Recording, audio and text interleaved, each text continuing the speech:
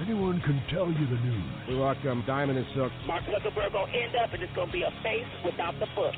Book without the face. Hey, Megan, how are you? Now they're chipping away at the normalization of pedophilia, and the left is embracing this type of behavior. We welcome Dinesh D'Souza. I know I ticked him off. In a certain sense, it's a giant up yours to Obama, and that's why the left is freaking out over it. Jack Kennedy and LBJ, Clinton, and the double standard from the left. Yeah, I love how the left does nothing but push the most bizarre practices down our throats and up our tailpipes. It takes a real man to tackle the hot issues that really matter. Michael Hart is the man of this house. Welcome to the Michael Hart Show.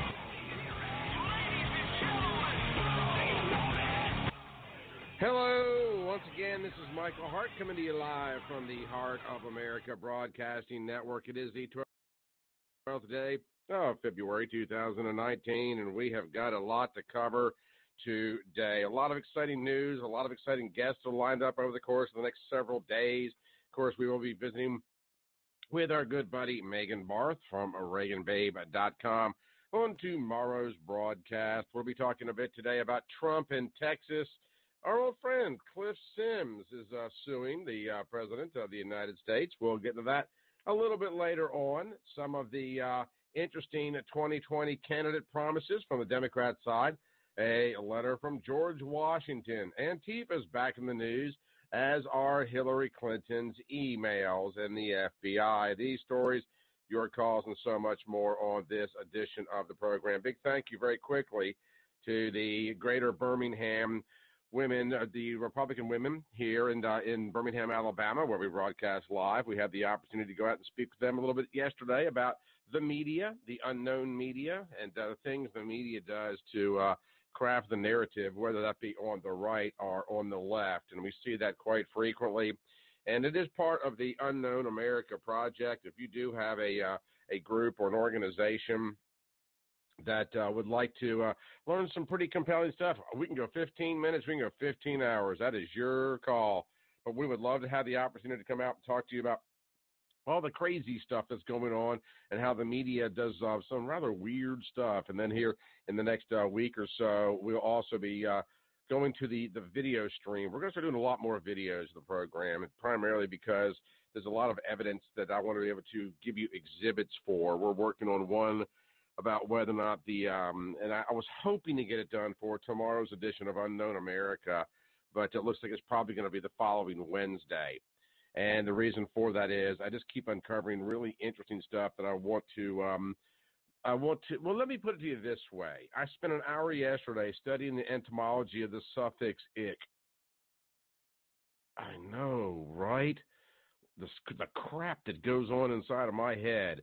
But we are going to be taking a good hard look at the relationship between the sinking of the Titanic, the Federal Reserve Act, and the administration of Woodrow Wilson, and a curious figure in American history by the name of Edward Mandell House. I think you'll find this very compelling, and I think it sheds some light on the way things are really conducted in terms of business in this country today.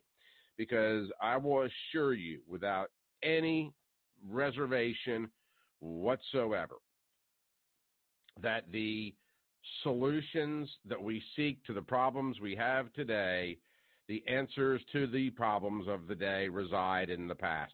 I am 100% confident of that, and so we are going to demonstrate that, and that's the whole reason the Unknown America Project exists. If you would like to support the project, simply go over to Hart, H-A-R-T, heartofamerica.net. You might be there right now listening, but go on over there and check out the Patreon link. We do have some folks that are helping us out behind the scenes, but we do want to grow the program as well, which means more time, more computers, more staff, more streams.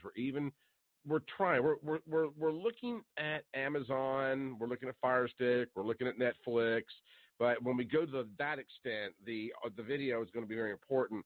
And again, the video is also important, for example, as it relates to the Titanic thing we want to do, because we want to be able to show you news clippings and things of that nature, and not just sound like we're going all Alex Jones just for kicks and giggles. So anyway, with that said, please support the program any way you can. And again, if you're interested in learning more about the book Unknown America, myths and little known oddities about the greatest nation on earth, just take a traipsing over to theunknownamerica.com. All right, the president yesterday was stumping down along the border wall. He was in Texas in an attempt to shed some shade on the president's visit. Beto O'Rourke decided to have a rally of his own. He's a cute little young man for just, I don't know, his political views, and I think it's cute. I mean, I really, really, really do. And there's been a lot of debate as to whether or not the Democrats can put forward a candidate that can take Trump on in 20. And with almost every passing day, it becomes more and more and more obvious that that's just not going to come to pass. Elizabeth Warren is into it up to her neck with all of her claims of her Native American background. O'Rourke, had his campaign rally yesterday to a dismal showing. And you have this, got away from me. Where the heck is this guy? I forgot what his name is. He is some yahoo that is running on a platform. Oh, here he is, Universal Basic Income Pitch. This is coming from Andrew Yang. He is another, haven't heard of him yet, have you? And then, of course, you've got the fly in the ointment with Howard Schultz, the former CEO of Starbucks, that could really muddy the waters. And then add in Cory Booker, Kamala Harris, and it's almost like they put together the second string team to take on, the John Elways of the world, if you will, or to take on Peyton Manning, or pick your favorite quarterback. It's almost like the Sun Belt Conference is taking on the Patriots. And it's so funny that you're seeing all these second-tier players with so much baggage that they bring to the table attempting to unseat Donald Trump. Now, you think I'm kidding about that. I was actually down in Mobile, Alabama before Trump was elected. And originally the auditorium was going to hold 3,000 people. Then it had to be up to an auditorium that held about 10,000 people. Then it got moved to a place called Ladd Peoples Stadium, which is Mobile, Alabama's Legion Field, for those of you that know the region. 30,000-ish people got into that stadium, 10 times the size of the original estimated crowd. Now, you can make the argument that, well, it was Donald Trump. He was in town. He was new. He was fresh. He was vibrant. It's Mobile. It's a good-looking day. There's not a whole lot more to do, et cetera, et cetera, et cetera. So is that enthusiasm waning? Is that enthusiasm beginning to taper off to allow a Beto O'Rourke or whatever the heck his name is to gain some momentum on the president? Here's the president speaking in Texas with some very interesting numbers, not related to the economy, not related to immigration, not related to crime figures, but attendance figures that have also been borne out and reported accurately. And we even have some pictures, which, back to the need for the video, the O'Rourke event compared to the Trump event, both of them taking place simultaneously in Texas. Check this out. Now, we're delighted, and I'm delighted, to be joined this evening by the Texas leaders. You have great leaders, great people, great help to me, that are at the forefront of this incredible American revolution. There's never been anything like this in the history of our country. We have to understand that. There's never been. If you would say, as an example, that tonight 69,000 people signed up to be here. Now, the arena holds 8,000, and thank you, Fire Department. They got in about 10. Thank you, Fire Department. Appreciate it.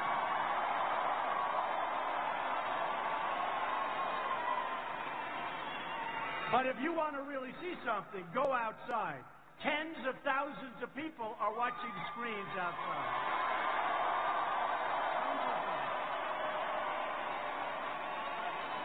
And we were all challenged by a young man who lost an election to Ted Cruz.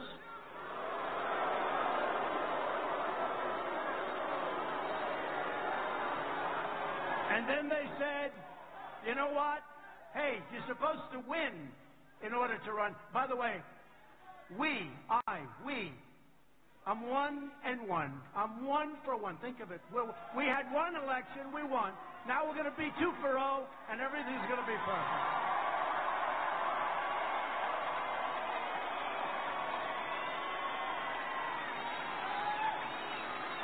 But a young man who's got very little going for himself, except he's got a great first name.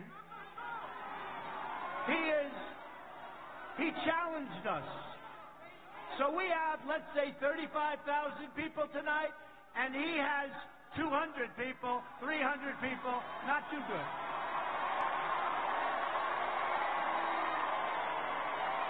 In fact, what I would do is I would say that may be the end of his presidential bid. But he did challenge me.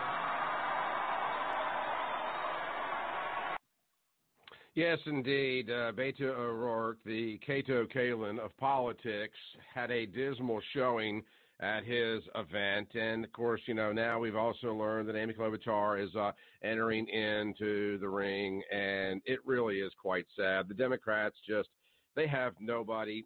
Biden's not, even if he jumps in and makes it official, he's got nothing to bring to the table either. It's a dismal field of young, starry-eyed, not so much JFK Democrats that believe in democratic socialism. And the simple fact of the matter is that you have a very unmotivated group of people. It is interesting that not only is there continuing support for the president, by the way, his popularity going up over 50% in the last couple of days. That's pretty high for a president this deep into his administration, and it's one of the first times we've been over 50% for any administration at this point in time. Not the first time, not the only time, but it's rare.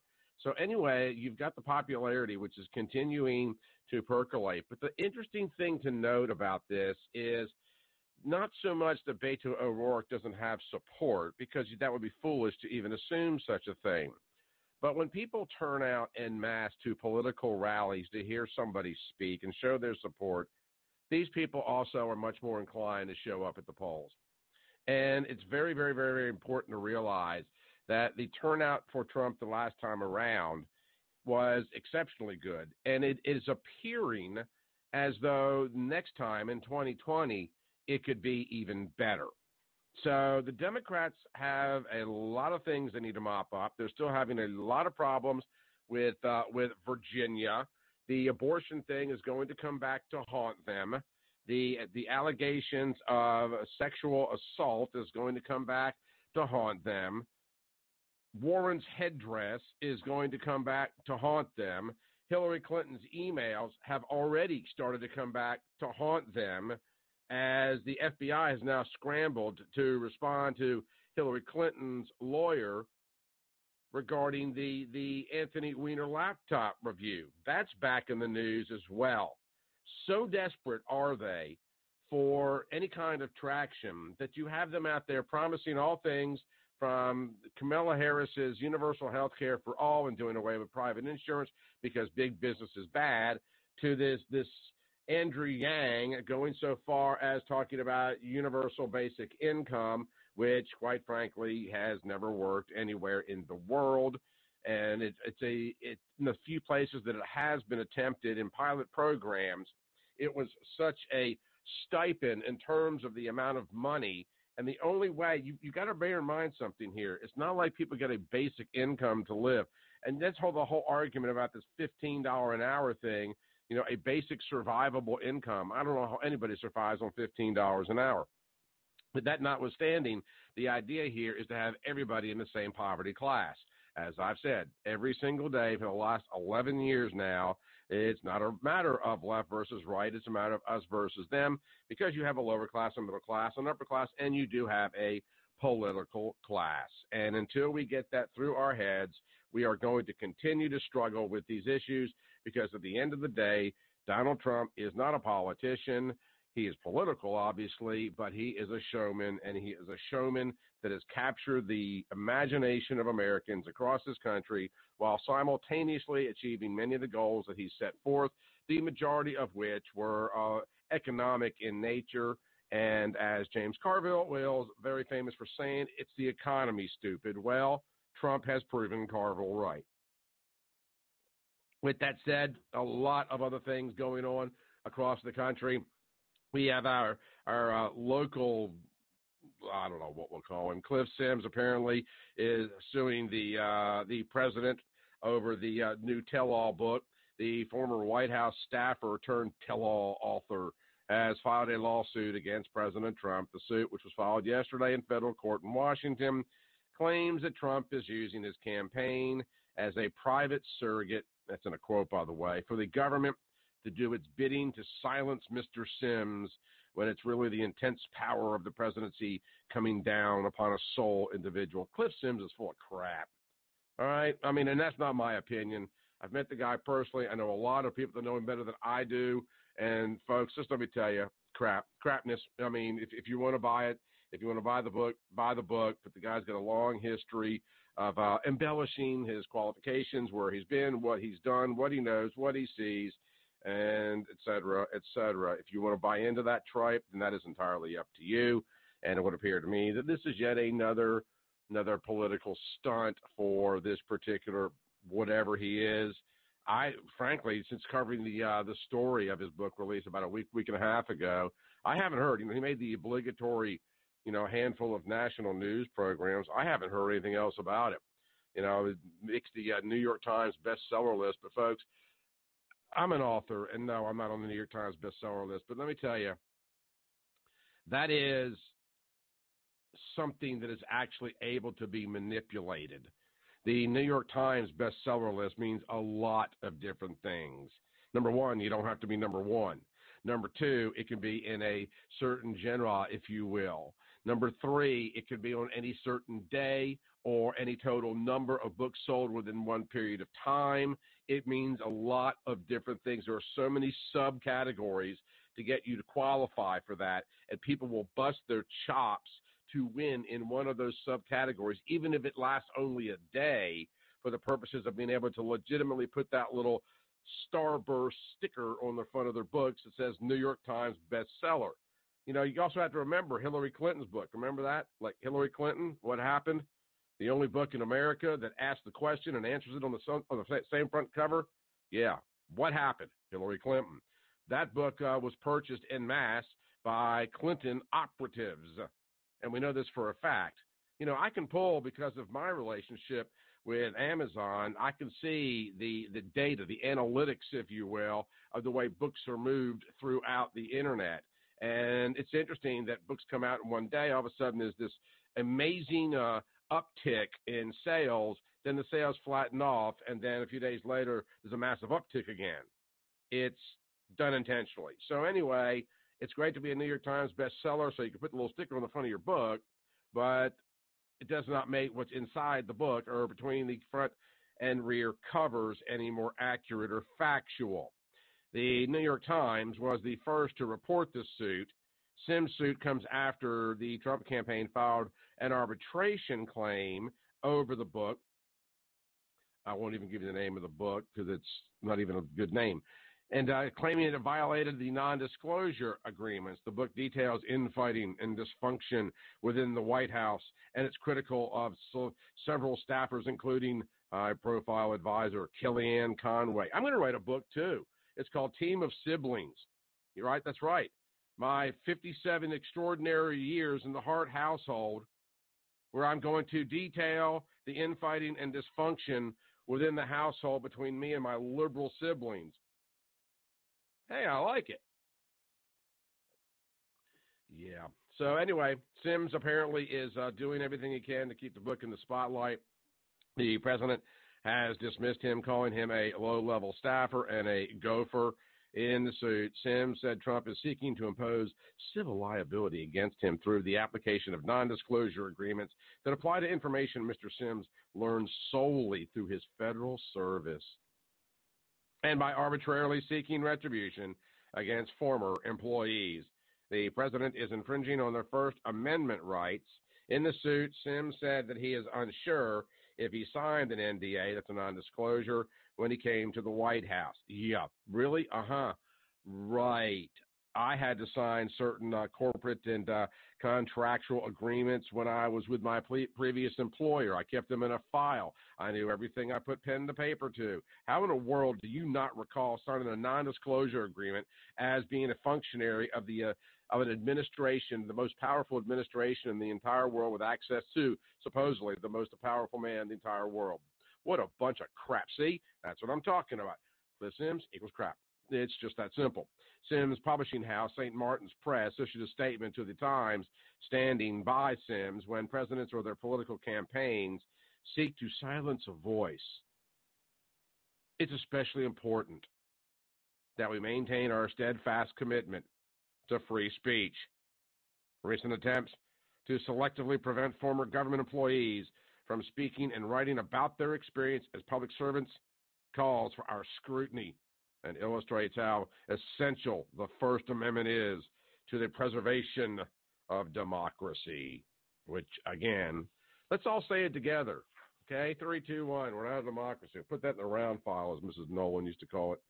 Yeah, my English teacher in 9th grade didn't like it, straight to the round file. It is so funny to see so many people out there grappling for a piece of their pie. And that's exactly what this particular book is worth as far as I am concerned. All right, a lot of other things going on in the news around this today. Something interesting, however, from history, a letter on God and the Constitution written by George Washington is up for sale after spending decades in a private collection. The letter, to a guy by the name of Richard Peters, Speaker of the Pennsylvania House, is signed September 7, 1788, and praises God for the ratification of the U.S. Constitution. Now, that's Washington. How many times have people made comments that Trump was ordained by the Lord?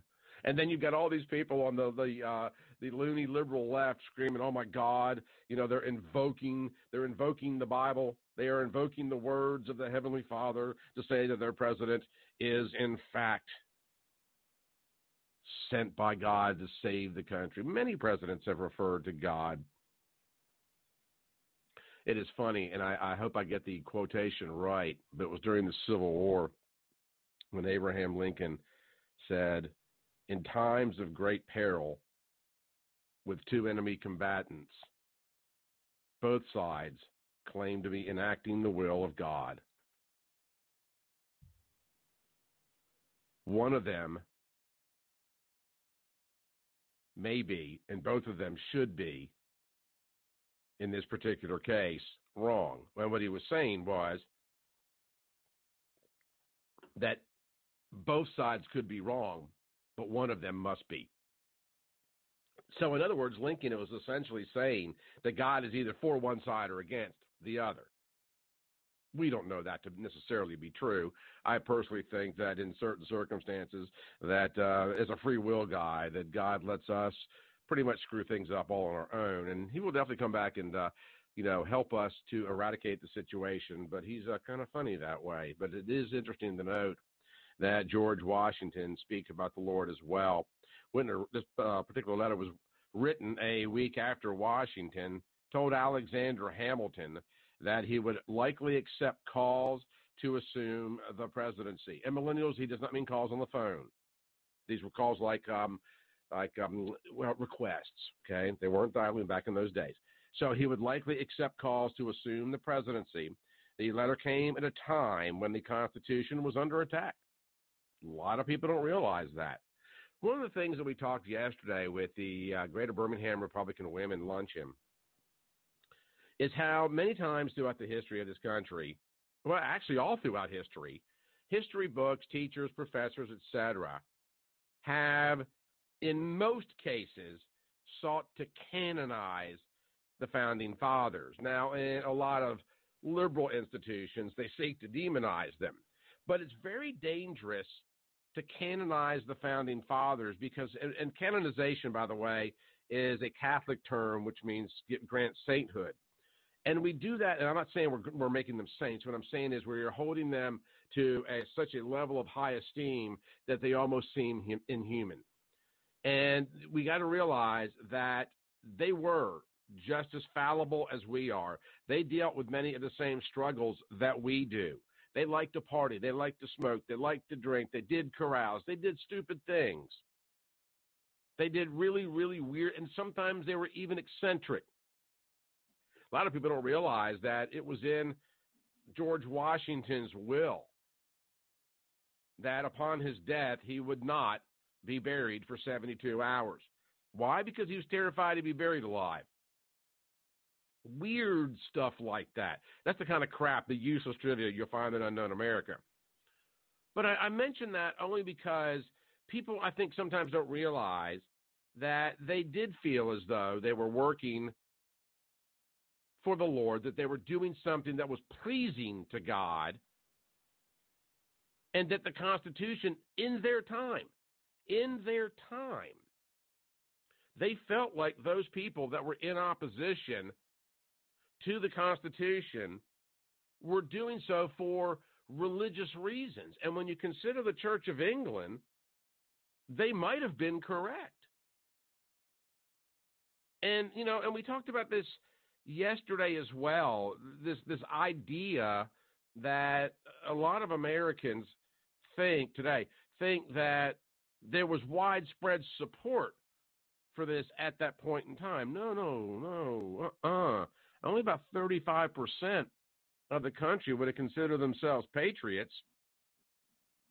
Another 30% or so adamantly opposed. They were loyalists. And the remaining 30% was kind of just in the middle and holding on. They'd salute any old flag that threw at them. So there was not widespread support for the Constitution at this period in time. That's why, we also dispel the myth that Paul Revere went riding around screaming, "The British are coming, the British are coming." That would have made no sense to the British. They say, "Hey, we got company." What? Oh, on top of that, supposedly, Paul Revere's midnight raid, or midnight ride, rather, pardon me, malapropping. Folks, it would have been almost up to World War I before we would see any attempts at a nighttime raid. It just didn't occur in the Revolutionary War days, and it also didn't occur even in the Civil War. It was very, very, very rare to attack at night. And again, Paul Revere never would have screamed the British are coming because they were all British. It would have been highly confusing to them. This is another reason why so much of what happens in this country is so woefully misunderstood. And that so many people, and I mean the people on the right, the conservatives, don't understand the challenges that these guys faced at this period in time. I mean, I am all about bringing it. I am all about letting people know exactly what is going on in this country. But you have to understand her history. Because, again, some states wanted to hold a second convention for the purposes of undermining the Constitution. He went on to write, "It would seem from the public gazettes," I love the way they wrote back then, "that the minority in your state are preparing for yet another attack of the now adopted government. How formidable it may be, I know not. But the providence which has hitherto smiled on the honest endeavors of the well-meaning part of the people of this country will not, I trust, withdraw its support from them at this crisis." Listen to that line one more time. And this is a letter that was just discovered a couple of days ago. "But that providence which hitherto," that providence, that's a reference to God. "The letter, which is priced at about $140,000, is up for sale at a Ardmore, Pennsylvania-based historical document dealer." And so it goes. And by the way, you can find the letter online, and it's hard to read the actual text itself, the copy of the letter, but it is very, very, very interesting. The guy by the name of Nathan Rabb, who is the document dealer, said Washington, who was the General-in-Chief of the Continental Army during the war and President of the Constitutional Convention, makes a remarkable statement in this powerful letter his victory in battle, and his stewardship over the convention that led to our Constitution came with the guiding influence of a higher power. And then there's that. So for those of you that have always wondered whether or not the Founding Fathers had any feelings whatsoever about a higher calling, a higher being, whether or not we are a Christian nation, let that serve yet again. And by the way, I also mentioned this yesterday. I'm not certain if you're aware of this or not, but at the very first Constitutional Convention, malapropping all over the place today, at the very first Constitutional Convention, the very first thing they voted on and the first rule they passed is they would open every single meeting with a prayer. So let's always appeal to the truth, because it will indeed, as Junior said, set you free, or to give you the quote in its entirety, free your mind and your ass will follow.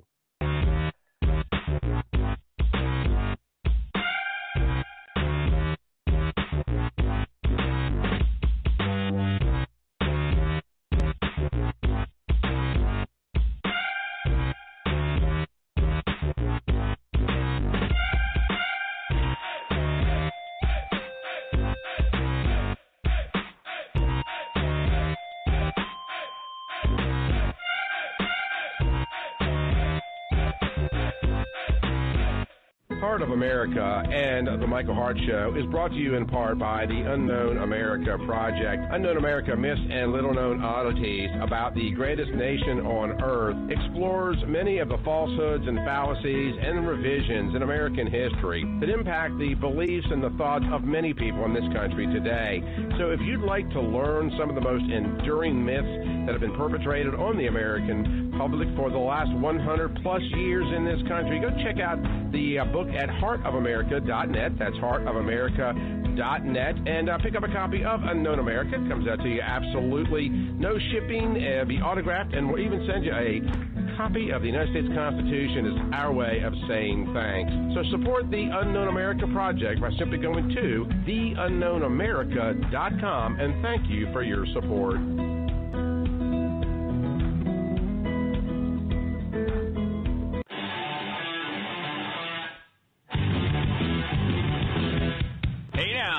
It's Andrew McLean here to remind you about my podcast, Over the Line. This is the podcast your mom warned you about, even though your mom doesn't really know what a podcast is. You really need to check it out. We have some great guests, amazing interviews, and we break down the political headlines of the day. If you want to be able to stay informed, entertained, and be able to win an argument on Facebook against those commie hippies, check out OverTheLineShow.com to listen to the latest show, check out some amazing merch, and see what's going on behind the scenes. Over the Line is also available on your favorite podcast platform, Apple Podcasts, Spotify, Google Podcasts, CastBox, and plenty more to make it as easy to listen to the show as possible. Again, make sure you go to OverTheLineShow.com, sign up for the newsletter, and keep up with the show, whatever we do, wherever we go, and keep yourself informed. That's OverTheLineShow.com. In memory of Harambe, Danny Williams, and Andrew Breitbart. It's the Michael Hart Show. Come again? The Michael Hart Show. You know I don't speak Spanish. In English, please. A liberal dose of conservatism. How'd you do that? I'm not even mad. That's amazing.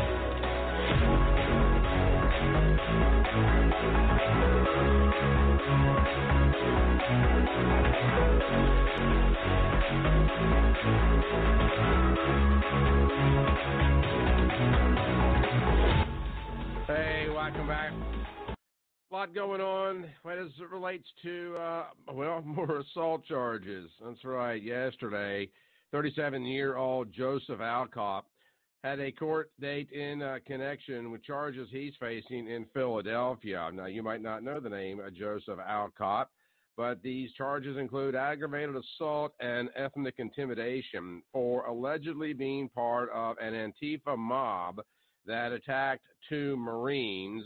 Alcott and 2 others were charged in the attack, and they have pleaded not guilty. But while Democrat officials are distancing themselves from Alcott now, until recently, he was a well-connected, aspiring political player in Washington who, according to some reports, may have even had a hand in key policy proposals. His endorsement apparently mattered when several congressional Democrats in February of 2018 issued press releases with his quotes backing their bill on regulating payday lenders. As the payday campaign manager for the liberal group Americans for Financial Reform, Alcott participated in congressional Democratic press conferences, was a guest on a House Democrat podcast, and met with senior officials at the Consumer Financial Protection Bureau from the years 2016 through 2018. He is also pictured with, in one particular picture that surfaced, Financial Services Committee Chairwoman Maxine Waters and ranking Democrat on the Senate Banking, Housing, and Urban Affairs Committee, Senator Sherrod Brown of Ohio. Both committees oversee financial regulatory policies that Alcott was advocating. But now he has been charged with assault, and so Brown and Waters and others are running for the political woods to distance themselves from yet another activist that vis-a-vis Maxine Waters would call for violence against their opponents. Because, after all, love, tolerance. Look, if you can't make somebody love you, then just beat it into them. You know, that's the way you do it, gang. I mean, come on. Don't we know these things by now? If she doesn't want to go out with you, then assault her. That's right. If you can't get a young lady's attention, then it's okay to stalk her. Be aggressive. Come on, be a man. Or in this case, a woman. Just an aggressive one. Yeah, because we are the party of love and tolerance. Yeah, read a history book. I'll give you some damn love and tolerance. I'll give you a lot of history. That's another reason that we're seriously considering. Well, we're not considering, we're doing it. We just got to get the technology right. Doing things with a video feed. And we're going to try to get it up on Amazon. We're going to try to get it up on Netflix. I mean, that process has already started. And the reason for that is we want to be able to show in real time. And the YouTube channel's already up. Of course, you know, YouTube, you know, it's kind of like, is YouTube without the tube really YouTube? Talk amongst yourselves. But we're working that out. But there's a lot of things that we want to talk about that we want to be able to bring evidence to demonstrate. That we're not, you know, just going all conspiratorial or coming up with some outlandish, crazy hypotheses of something that probably never happened or never could. Bottom line, folks, is the Democrats, I mean, it's always been this way, gang. The people that were, going back to George Washington's letter, talking about the states that were in defiance of the Constitution and whatnot, and the people that were fighting against it, they would have been the Democrats of their time. I mean, you do realize that. First of all, the Republican Party doesn't even come on the scene until 1854. Lincoln, its very first president. It was actually founded by a pastor who had had enough of the bigoted, intolerant ways of the Democrat Party, in addition to other reasons, but that was the primary focus. And so it's important to realize that you've got all of these people out there. It is part of their political philosophy. Now, with that said, does that mean that there's no racism or bigotry in the Republican Party? Absolutely not. I mean, there's racism and bigotry in the black community, in the Asian community. It resides all over the place. I've told this story many times on the terrestrial signal, but now on the web. I don't think I've ever done it on the radio broadcast. But some years ago, I'm living in Atlanta, Georgia, and I was, believe it or not, a magazine broker. I had a marketing company, and we had contracts with like Time Magazine, Sports Illustrated for kids. I don't even know that magazine still exists anymore, the kids' version of it. Anyway, we were the people that sold the magazine subscriptions to doctors' offices and body shops and things like that. Doesn't sound glamorous, doesn't sound profitable, but whoa, it was.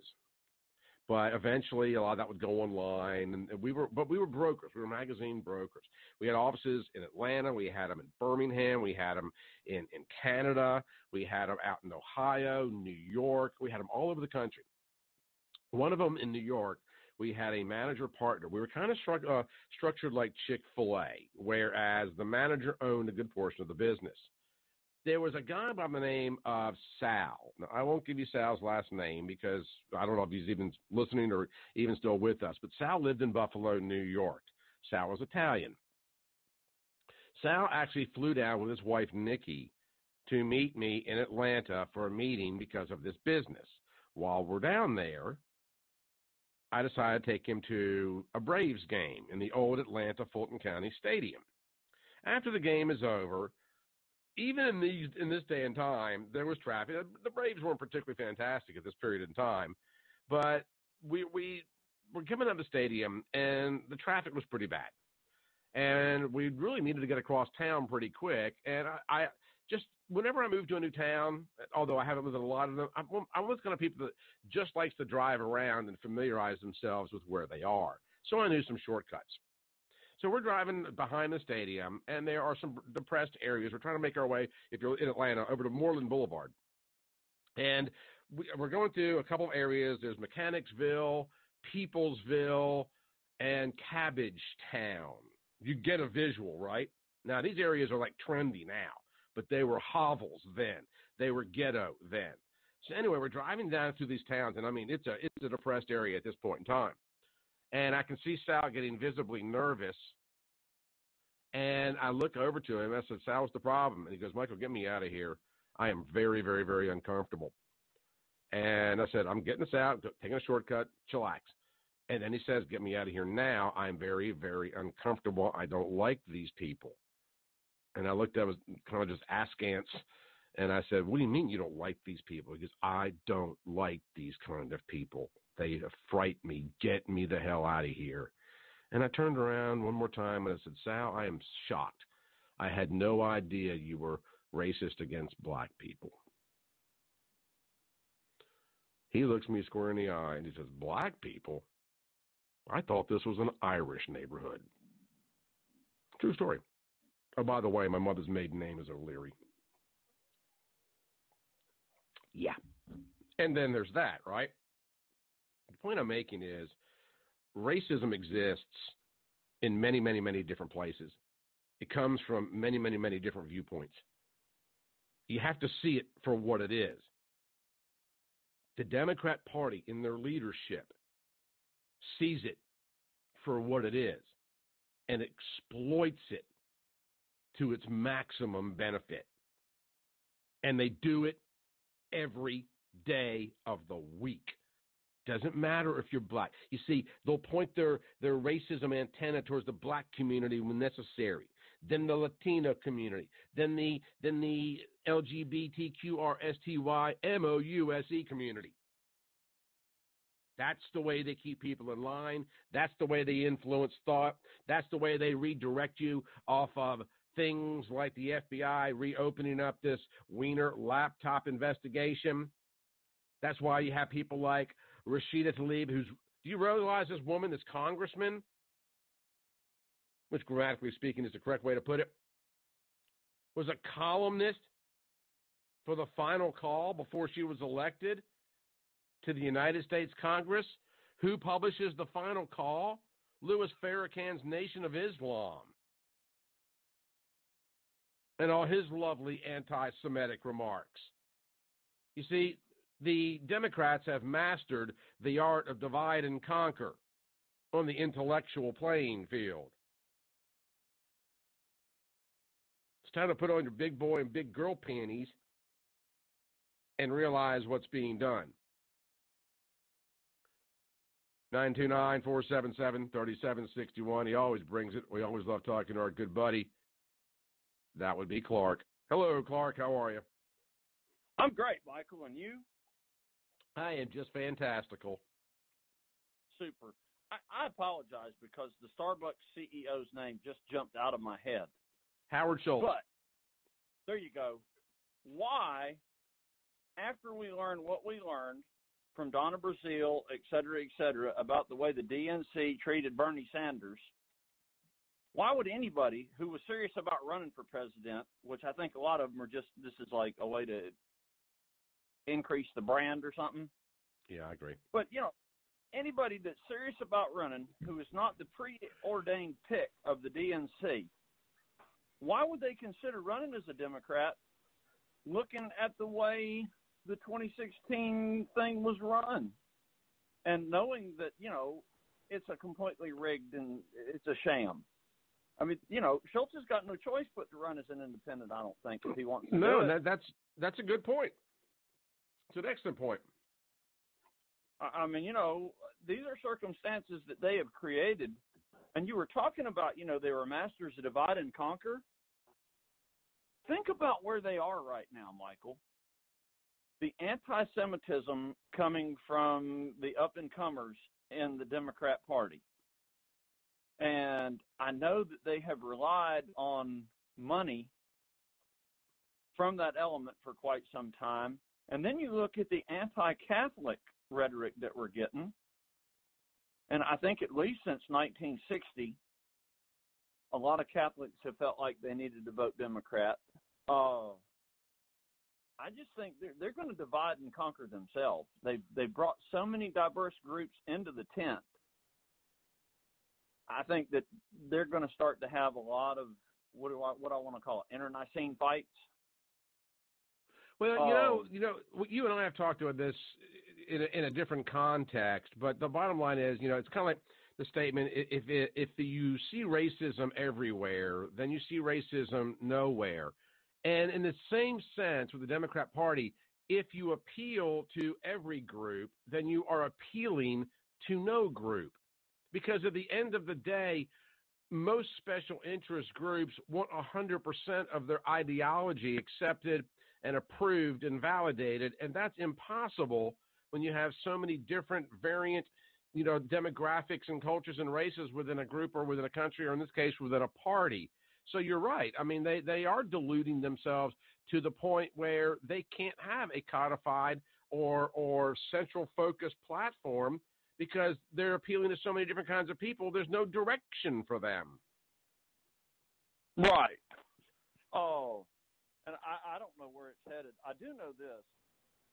I don't see anybody except Donald Trump on the Republican side smart enough to see this and in any way, shape, or form try to capitalize on it. And I definitely think that if the shoe was on the other foot, they would figure out how to drive wedges and make the most out of they could with dissension in the Republican ranks. Right. No, they would. But what's really interesting is, you know, Donald Trump has always been called somewhat of a Republican outsider, and he is. I just hope he's wise enough to stay there, because although he is conservative in his economic policy, and although his policies definitely align with the Republican Party, his base, which seems to actually be growing, really loves the rebel mentality that he seems to foster.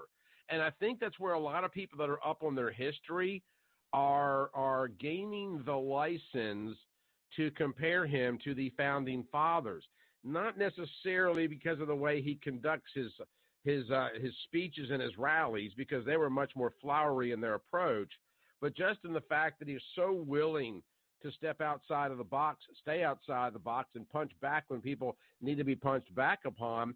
And that was very similar to the way. That's why I'm very reluctant to canonize the founding fathers. They had their moments. Trump has his moments, but, he understands the challenges here. The base seems to be growing. The Democrats don't have a response, so they're adopting pretty much anything they possibly can. It's the old, if you throw enough S against the wall, some of it will stick. Well, the Democrats are not only full of S, they're running out of S. Well, I think part of the increase in his base, or the cause of his base, is more and more people who have voted for Republicans for years and years are realizing that the quote-unquote establishment Republicans are at best paying us lip service. They're, when it gets right down to it, when it's time to fish or cut bait, they cut bait. And they're not serving us on the things that they run on. We send them up there to do a job, and they don't do it. And they give us excuses why it can't be done. And when they have power, they won't utilize it. And then they do everything to lose that power. No, I mean, I agree. And you've had situations where you had people like, Eric Cantor thrown out on his butt, but it needs to happen across the country because more and more people, one thing I will say about the Democrats that I'd like to see the Republicans do a little better job of, the Democrats are attracting some really space cadet candidates, but they are appealing to new blood. And I realize we have young Republican clubs and things of that nature, but we need to be pulling in more people. There was some conversations yesterday with this Republican women's group that I spoke to about the need, and I agree, by the way, the need to harvest more African-American votes because much of the ideologies that many blacks have in this country do align with the Republican Party. They've just not learned that. So, I mean, there needs to be, this infusion of new blood, but, something else, and this is hard for Christians, Clark, but I know that you know it to be true. Every, particularly president, but almost every president and governor or person in a position of power in this country that's been successful has been a real piece of work, and I'm being kind. I think you know what I'm saying. It's rough and tumble politics. It's nasty. People, and I hate to say it, but it's true, people get killed, careers get ruined, lives get changed and upended. It is a nasty cesspool of disgusting debate, interaction, and machinations on a political stealth level. So you need people that are willing to get in there. Trump enjoys that kind of stuff. We need more people in the Republican Party to, if they don't enjoy it, to at least understand what it is, because this mamby-pamby, middle-of-the-road, John McCain, I'm a Republican light approach to dealing with this country's issues is not only passe and antiquated, it is not going to be effective in the future.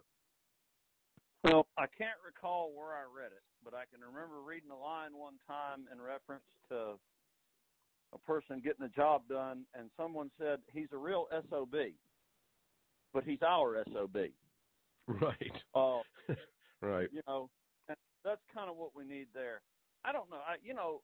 The left has mastered messaging. There's no two ways about it. Absolutely. From K-3 through advanced degrees in universities, every form of media. They completely dominate there. And it seems like to me on the right, it almost seems like we think that our position is so evident that people ought to just understand it, and we don't need to message, and we have to message, Michael. And